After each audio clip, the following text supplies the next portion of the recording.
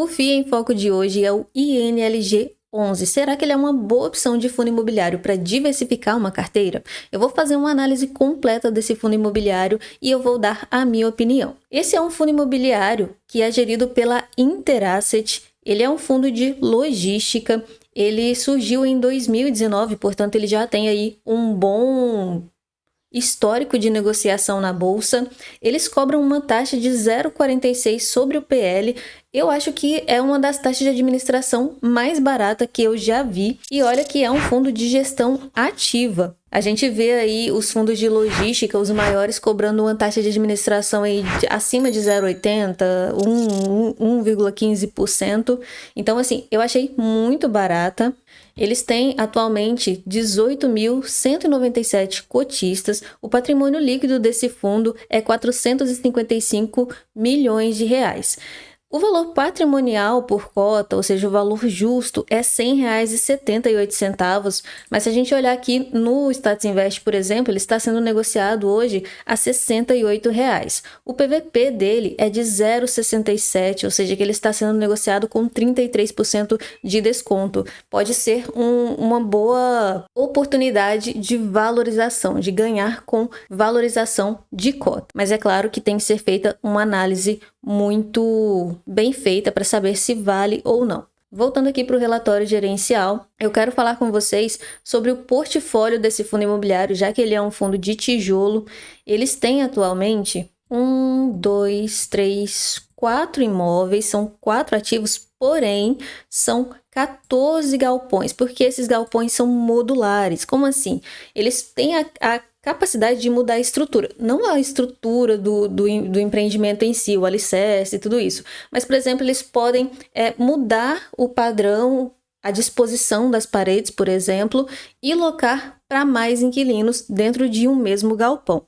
Um exemplo disso é que aqui na página... acredito que é essa aqui, página 4.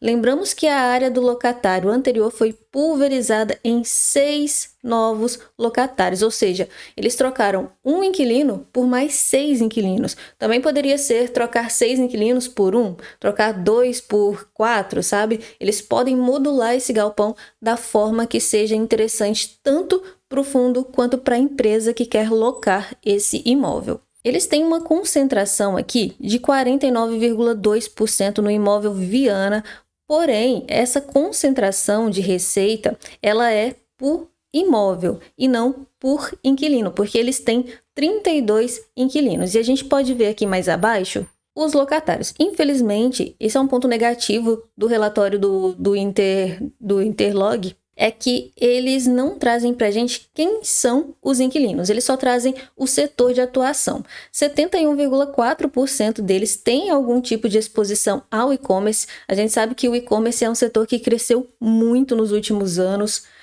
mas eles têm inquilinos aqui do setor alimentício, farmacêutico, e-commerce, logístico e outros, né, que são inquilinos menores que não representam tanto assim da ABL e da receita do fundo. Eles estão diversificados aqui em Minas, Rio de Janeiro, Espírito Santo e São Paulo. Então são 4 estados. Em relação à taxa de ocupação, ou seja, vacância, eles têm 96,5% de taxa de ocupação. Porém, eles liberaram aqui recentemente um fato relevante para informar que eles locaram o último espaço vago que eles tinham no portfólio, é um imóvel lá de Contagem, em Minas Gerais, e agora o fundo tem 100% de ocupação, ou seja que esses 3,5% aqui já não existem mais. Eles têm um pouco de vacância financeira, tem 5,6%, e é impressionante como tem aqui mês a mês, né? Mas se você ler o relatório, você vai ver que são valores assim que eles recuperam muito rápido, geralmente no próximo mês. Algo que poderia ser preocupante nesse portfólio é que agora em 2025, 50%, metade do portfólio, metade dos contratos vencem por agora, mas logo abaixo eles já trazem para a gente que já fizeram 4 novas locações e mais 2 renovações com os inquilinos que já estavam aqui nesse portfólio. Então, um ponto positivo e a gestão está trabalhando bem nesse fundo. Eles mostram para a gente aqui alguns diferenciais técnicos que eles têm nesses galpões.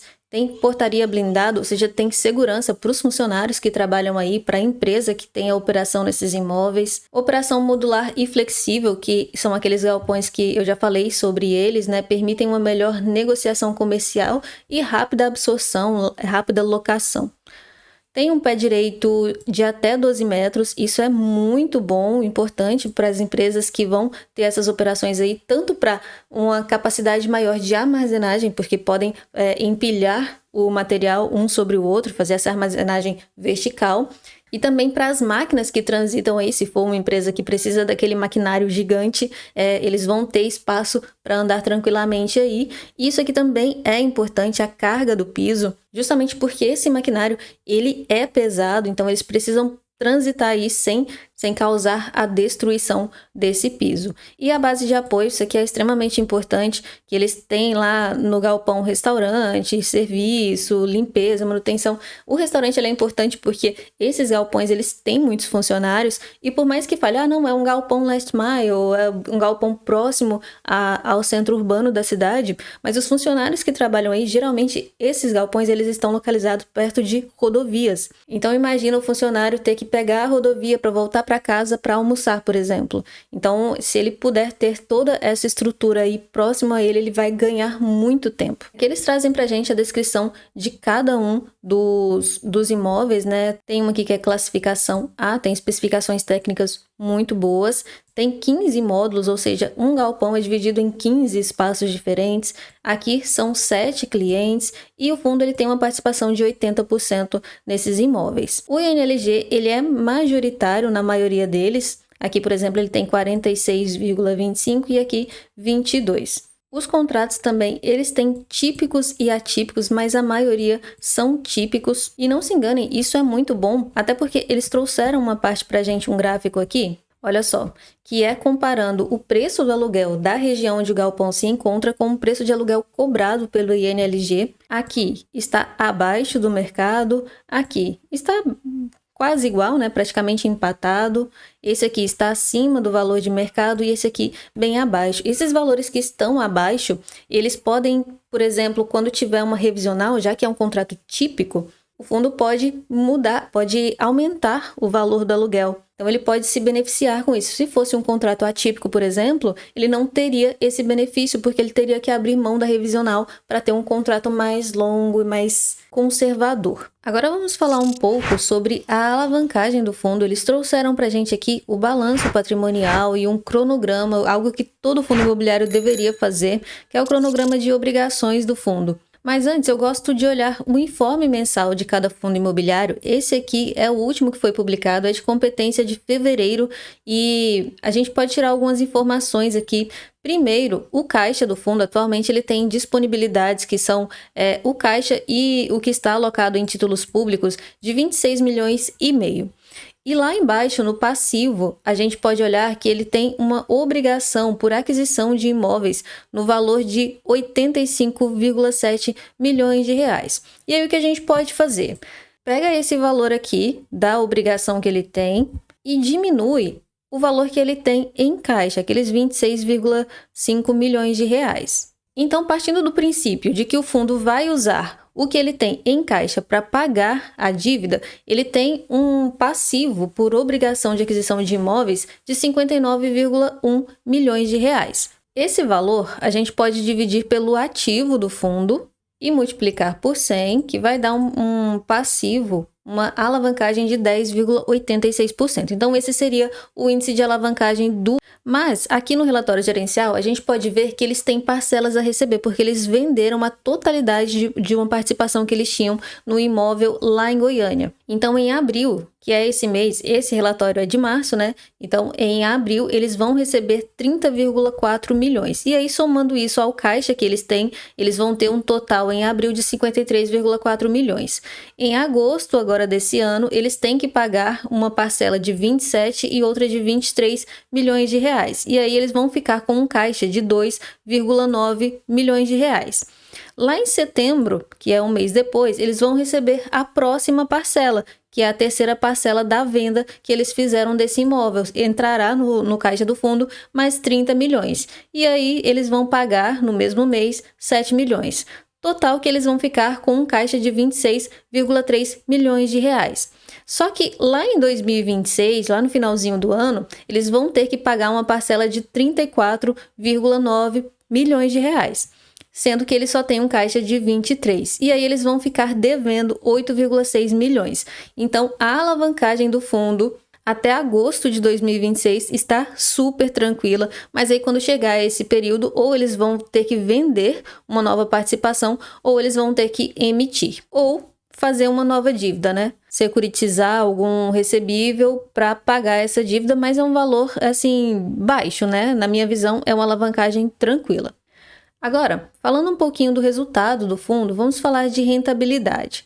Esse fundo, desde 2019, ele pagou em rendimentos acumulados por cota R$ 36,04 aos seus cotistas. Então, vamos fazer mais contas. Primeiro, o yield on cost. Se ele pagou R$ 36,04 dividido pelo valor inicial, quem entrou na emissão desse fundo pagou R$ 100. Então, esse investidor ele tem 36,04 de yield on cost, de valorização somente de rendimentos, tá? Eu não estou contando com o valor da cota. Se a gente for contar com a valorização da cota, hoje ela está 68, então R$ 100 menos 68, 32. Então, 36,04, que é o que ele pagou em rendimento, menos os 32 que eles perderam, né? Foi uma desvalorização de R$ 32. Eles têm um acumulado, uma rentabilidade total bruta de R$ 4,04. Dividindo isso por 100, vai ter uma rentabilidade de 4,04%. Só que existe o retorno real, né? A gente tem que ir lá, por exemplo, eu vou aqui na calculadora do cidadão, que é disponibilizada aqui pelo Banco Central. Eu já fiz aqui, já coloquei os dados. Então, o fundo teve início em novembro de 2019 e o último IPCA que a gente tem é de fevereiro. Então, eu coloquei aqui o valor nominal, R$ 100, que foi o investimento inicial nesse fundo, e a correção durante todo esse período foi de 37,68%. Logo, o valor corrigido pelo IPCA seria R$ 137,68, ou seja, não compensou investir nesse fundo se a gente contar com a valorização da cota. E visto que, contando somente os rendimentos, eles pagaram R$ 36 e o IPCA foi mais de 37, então foi uma rentabilidade totalmente negativa. Claro que isso para quem entrou na emissão de cotas, né? E aí eu já pego esse gancho aqui para concluir o meu vídeo. Compensa investir no INLG 11? Eu gostei bastante desse fundo imobiliário. Eu tenho pontos positivos e pontos negativos. Um ponto positivo, a taxa de administração é muito baixa. Tudo bem, é uma taxa que é cobrada sobre o patrimônio líquido do fundo. Se fosse em valor de mercado, por exemplo, nos momentos que a gente está vivendo como esse, por exemplo, a gestão estaria mais alinhada com o cotista, porque a gente perde, mas eles também perdem, né? A gente perde com valorização de cota e eles perdem com taxa de administração.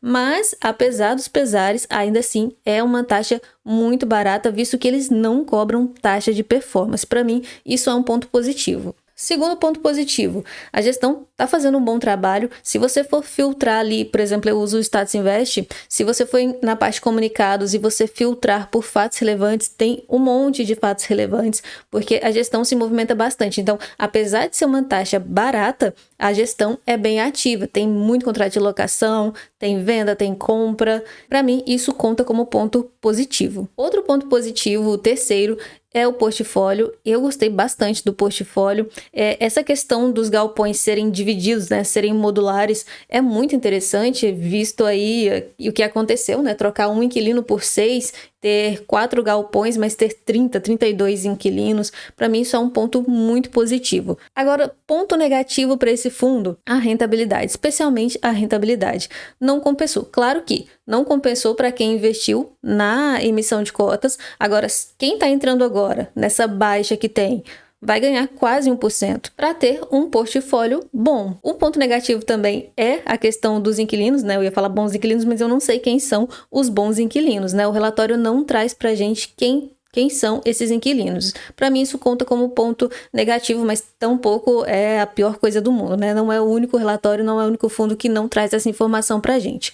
Outro ponto negativo é que esse fundo ele está atualmente distribuindo rendimento não recorrente. Isso pode distorcer um pouco a visão de quem está entrando agora. O fundo está distribuindo 72, 74. Não, é bem menor esse rendimento recorrente do fundo. Então, na hora de analisar, tem que ter muito cuidado para precificar. Se você precifica pelo rendimento, como eu, tem que jogar esse preço lá para baixo. Dito isto, na minha opinião, é um bom fundo imobiliário, não é o melhor dos melhores do melhor, não é o melhor fundo das galáxias, mas é um bom fundo imobiliário para quem tem uma carteira já com os grandes fundos de logística, por exemplo, e está querendo buscar um fundo para diversificar. Eu achei bem interessante, mas claro, essa é a minha análise, é a minha opinião. Se você vai investir, você tem que fazer a sua própria análise, saber se ele está de acordo com o seu perfil de investidor. Eu não estou fazendo nenhuma recomendação de compra desse fundo. Mas eu queria que você me dissesse se você já conhecia esse fundo, se você daria uma chance para ele, investiria ou não investiria, já pensou em investir, já analisou esse fundo, estudou para saber se compensava para você. E me fala também se você gostou do vídeo e se você tiver alguma sugestão de fundo imobiliário para fazer a análise aqui, deixa aí nos comentários e a gente se vê no próximo vídeo.